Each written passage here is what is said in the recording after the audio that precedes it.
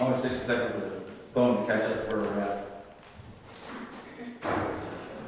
So, the last Sunday of Advent. Man, alive, it was a fast year, wasn't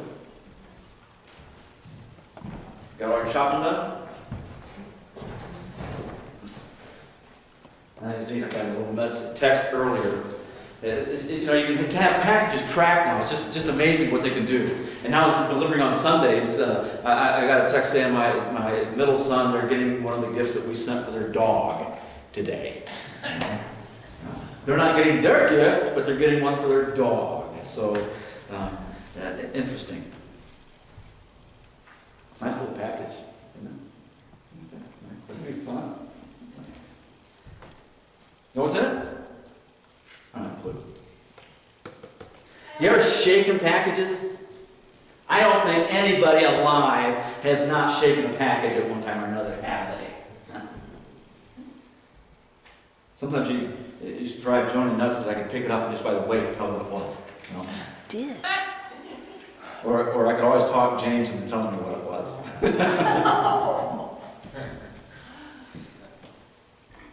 It's interesting. As much as I like receiving packages, I much prefer to give them. I much prefer. I would rather do without and get absolutely nothing for Christmas because my presents have already been given to me and my kids and my family. My present has already been given to me in the form of Jesus Christ. He came wrapped up. Nobody knew anything about him. Kind of had to wait till he opened it up, right? He didn't even come in a pretty package like this one. Came in a manger. Or was laid in a manger. We're going to talk about my favorite part of the Christmas narrative. We all know, if you've been here once, you know what it is, because I say that every time. I love the story of the shepherds and the angels. That's the most powerful part to me. I mean, Jesus coming, of course, is the most powerful part. But the way in which God explained it and told the world about it is, I can't begin to imagine. But we're going to start in the Old Testament. And we're going to look at a passage in the NIV, and then we're going to go down and break. It's only a couple verses. We're going to look at it a verse at a time in the message. And then we're going to look at Luke chapter 2, verses 1 through 20 in the message. And we'll run through that. And well, I know we're here again Wednesday night because I can't do a Christmas Eve service without talking about the shepherds. So, but we've been talking. We talked about the first Sunday night. We talked that Jesus was sent to claim his crown as king. And then the second Sunday, we talked that he was sent to reclaim his people from exile. We talked about the slaves that we were under and are under in sin. Last week, we said that Jesus is sent to proclaim the kingdom of God, to call it. And today, we're going to talk about he is sent to explain the good news. Wow. But first, I said something about Advent earlier. About this, the first Advent's already happened. We're waiting on the second Advent, or we're actually in the second Advent. What is Advent? You know, you hear that word. We put up Advent calendars. We put up these different things. What is Advent? I'll be honest. I never thought much about it. No, just a word that was thrown out there. Advent, like the advent of the television. Okay, it means they invented. No, that's not actually what it means. It talks about the announcement, the proclamation. Here we go. The arrival of a notable person, thing, or event. I'm looking back on it now, I probably wouldn't say that the advent of television is an important event. But the arrival of a notable person is. Advent, the arrival of Jesus the Christ. Second Advent, the arrival of Jesus the Christ. Wow, that's going to be a fantastic event. And we're counting down those days. But in Zechariah, we have a couple of verses that talk about this Advent. And this is what it says. If we look at Zechariah chapter 2, And we're going to look at verses 10 through 13. We're going to read right through them in the NIV. And like I said, then we're going to go back and look at them. It says, "Shout and be glad, daughter of Zion. Shout and be glad, Jerusalem. For I am a-coming, and I will live among you." Think about that. I am a-coming. Well, it didn't say that. It said, "I am coming, and I will live among you, declares the Lord. Many nations will be joined with the Lord in that day."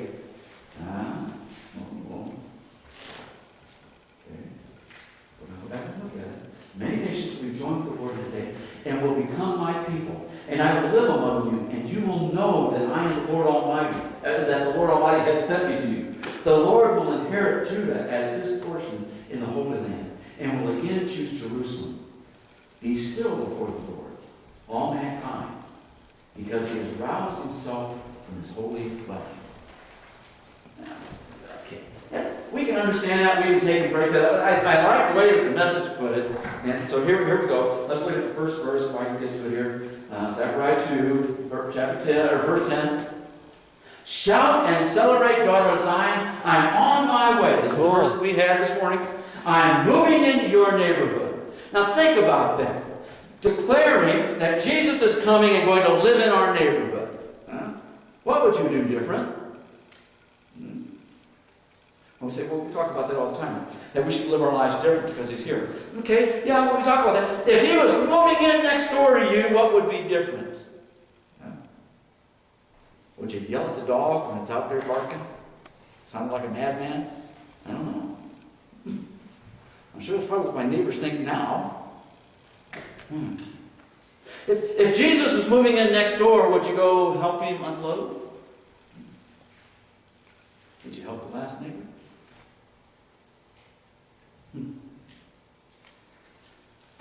We had a neighbor move in next door to us. And with our schedules, we just never saw them. We would see lights on, and lights would be off, and we know that the last person had moved out. And it finally got to where I got home a couple evenings, and it was just getting dark, and I figured I better throw some lights on the outside so it looked like we were actually celebrating the holiday. And he walks over to introduce himself to me. Very cool. That's nice. But I didn't welcome him to the neighborhood.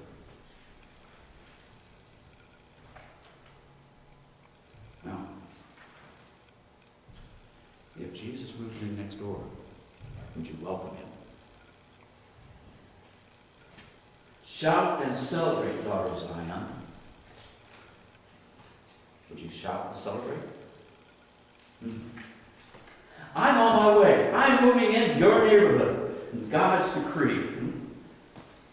Verse 11. Many godless nations will be linked up with God at that time. The Israelites, they honestly thought that the Gentiles were I'm trying to find a real polite way of putting this. Your spit is of higher quality than a Gentile. And yet this says, many nations will be linked up with God at that time. They will become my family, and I'll live in their homes. So we think that didn't come about until the time of the New Testament when Jesus talks about bringing everybody together. Zechariah tells us here that God announced that he's going to bring everybody in. Wow. Even in the Old Testament, his plan was not just the Israelites, talking about everybody. And that we need to welcome everybody. They will become my family, and I'll live in their homes. Uh-oh, not only is he in your neighborhood, he's in the bedroom across the hallway. If he's in our bedroom, he's going to move a lot of coats off that bed, that's for sure. And then you'll know for sure that God of the angel armies sent me on this mission. Wow. Wow. Verse 12. God will reclaim his Judah inheritance in the Holy Land. He'll again make clear that Jerusalem is his choice. as Jerusalem has always been where the temple was. He reclaims everything and brings in the other nations. And all those that we think are outsiders are not so much outsiders because they're his family. Those that call upon the name of Jesus and forgiveness of their sins. A lot of people want to use this kind of wording to say, well, that means nobody will be excluded. That's not what it says. Verse 15. Oh, yeah, is that?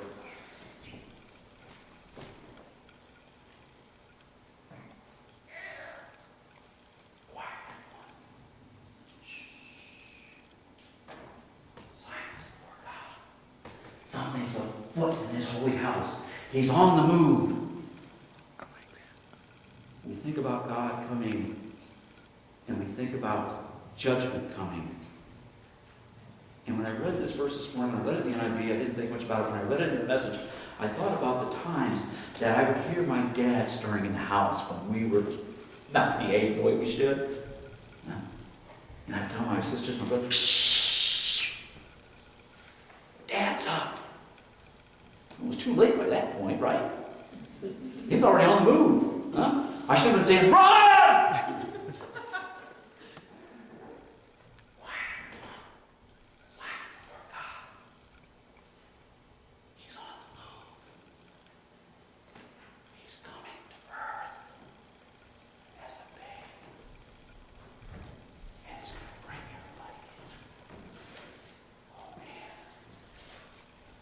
Something's afoot in his holy house.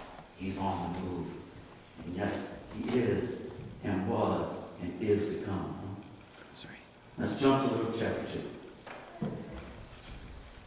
Verses 1 through 20. And about that time, Caesar Augustus ordered that a census be taken throughout the empire. This was the first census when was governor of Syria. Everyone had to travel to his own ancestral hometown to be accounted for. So Joseph went from the Galilean town of Nazareth up to Bethlehem in Judah, David's town, for the census. As a descendant of David, he had to go there. He went with Mary, his fiancée, who was pregnant. Then it starts getting good. And while they were there, the time came for her to give birth. And she gave birth to a son, her firstborn. And she wrapped him in a blanket and laid him in a manger because there was no room in the hospital. There were shepherders camping in the neighborhood. And they had set night watches over their sheep. Picture that. You get these shepherds, they bring all their sheep in. We've been talking about that. We bring them into a fold. They're out in the field. Of course, they didn't have a pen to put them in, but they bring them all together and they set watches out to make sure nothing happens to the sheep while the other ones lay down to sleep. When suddenly, God's angels stood among them, and God's glory blazed around them, and they were terrified. Oh, yeah. Can you picture pitch black outside, and all of a sudden it just lights up? The sun has arrived, right? And there's an angel standing there, and you've got no place to go. You can't hide. It's already seen you. You're terrified because something has come out of no place. You know, I've told the story when I was in Germany, it was pitch black, and the deer came out and stood right in front of me. I was scared. Huh? I was one of those almost fall down on your face type of scared things when they talk about the Bible, where you actually let me pass out. Huh? This thing jumps out in front of me. It's like, whoa! I can't imagine walking along a dark path and all of a sudden the lights just pop. I would think alien invasion, right? And probably what those shepherds thought too, and that angel stood there. Among them, not on the outside. It's like they were talking, and he's right there in amongst them, in the middle of them. Wow. And the light blinds them. And as old Linus says in the Charlie Brown cartoon, and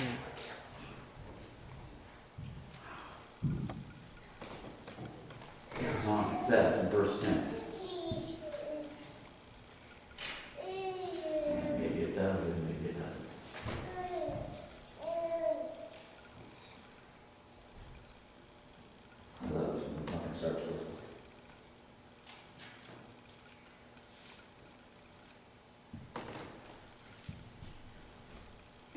don't have a copy of it, so I can't even read it to you.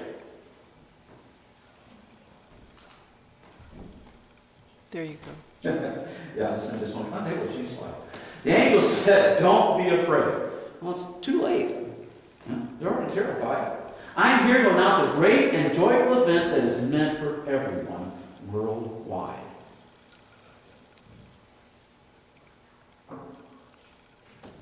And yet he shows up to the shepherds. He shows up to the common folk. If somebody was to come to me, this morning and tell me that I have an important announcement, probably wouldn't come to me. They'd probably go to national television, wouldn't they? They'd go to Fox News or CNN or something. But God came to the shepherds. God came to the nobodies of the time. Well, we think, well, King David came from at that time, shepherds were notable characters. By the time of Jesus, they were on the outskirts. That was the only job that they could get. Why they trusted shepherds with their sheep, I can't quite understand. They didn't trust them with anything else. But here they were. It was the only job they could get. And yet God comes to them first. A Savior has just been born in David's town. A Savior who's Messiah and Master. This is what you're to look for. A baby wrapped in a blanket and lying in a manger. And at once the angel was joined by a huge angelic choir singing God's praises. Glory to God in the heavenly heights. Peace to all men and women on earth who please Him. If the angel wasn't enough to excite them, God fills the entire sky with His angels.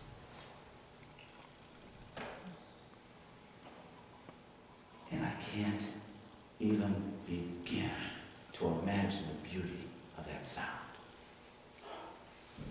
I have heard some magnificent choirs. Acapella is one of the most magnificent sounds. And you think that Charles Wesley, that's how he wrote all his songs, were for acapella. And you just hear it.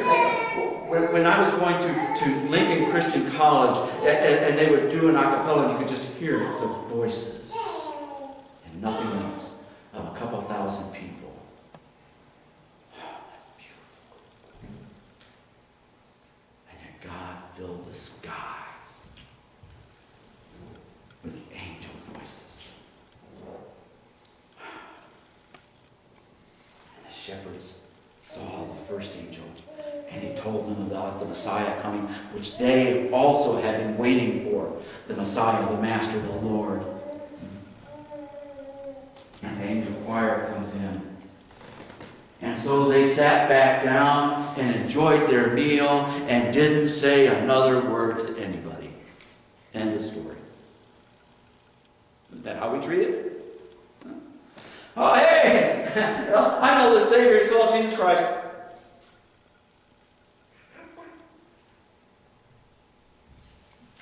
Yeah. Huh? And we end it. And that's all we tell them. And so we got people walking around our cities that know nothing about Him other than the fact that yeah, He's somebody, and yeah, you go to church and you hear about Him. Why do they have to go to church and hear about Him? You keep Him wrapped up in a little box with a nice little bow, and you just kind of hold on to it. Actually, what it says is after the angel choir came, as the angel choir withdrew into heaven, the shepherds talked it over. Let's get over to Bethlehem as fast as we can and see for ourselves what God has revealed to us. Sometimes it's taken us quite a while, but we've done it the very minute that we could, is to go see our grandkids after they were born. You don't say, I'm going to wait till they're 18 years old and then we'll see them.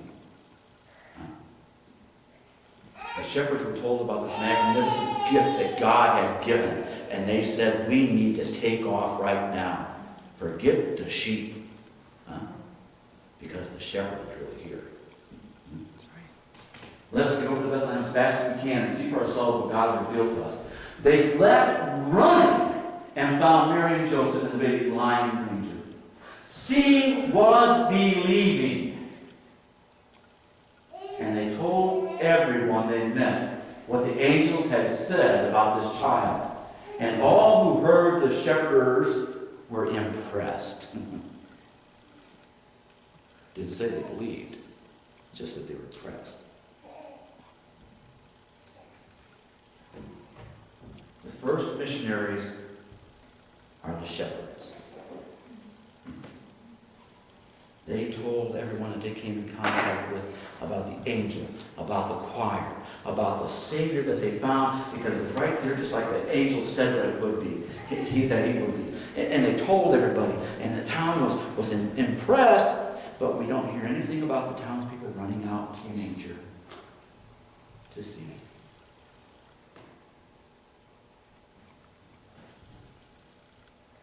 Only the shepherds. Only the shepherds. We need to make it as exciting as the angels made it, because it is that exciting. This Savior that was born, this Savior that rose, this Savior that died on the cross for us. It says that the town people, many kept all these things, or Mary kept all these things to herself, holding them dear, deep within herself. The shepherds returned and let loose, glorifying and praising God for everything they heard and seen. It turned out exactly the way they'd been told.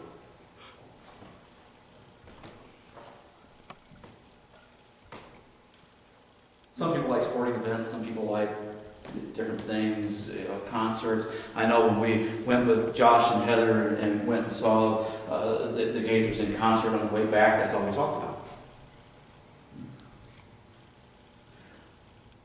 I know when Josh was playing football and when we picked him up, and that's all we would talk about, especially if they won. Everybody was pretty excited in the car.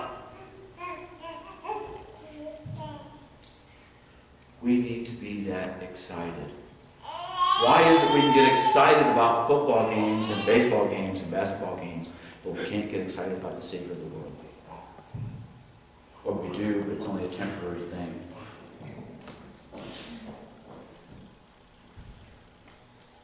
The shepherds returned and let loose. I encourage you to let loose. Praising God. I encourage you to shout every once in a while. Praising God. Praise is something that comes from deep within. And we like to confine it and wrap it up. Put a little bow on it and say, someday we'll take this out and we'll really use it. I encourage you to rip the wrapping paper off that praise and start today. Because the Advent, the second Advent, is coming. That's right. Count the days. Look at the world around us. Family destroying family. Police officers being executed. Hostages being taken. And the list goes on and on and on. But yet we can still praise the King of Kings and Lord of Lords because we know He's coming back. He hasn't left us. He has not neglected us. So take the wrappings and the ribbons and all that stuff off the praise and give it to God as He deserves. Because when we get to heaven, if you can't praise now, I don't want to be any place close to you because I don't want to be associated with you. Because I'm let loose. Hey, there's no dancing there was in church. I'll be dancing down the aisles. Huh? And that'll be a sight to see. Huh? He deserves our praise. Amen. Think of standing next to Paul and not praising Jesus. Paul and Silas sang the doors of the prison wide open. Wow. I want to stand next to him. let loose. Glorify and praise God as we celebrate Jesus' birth. Think of the shepherds. Think of the announcement. Think of the angel choir. Think of the help I'm getting. Wouldn't it be great to have just have all those noises that are so keen like that? That's right. I love to hear kids. I love to hear them laugh. Why don't you stand as we close this morning? I wish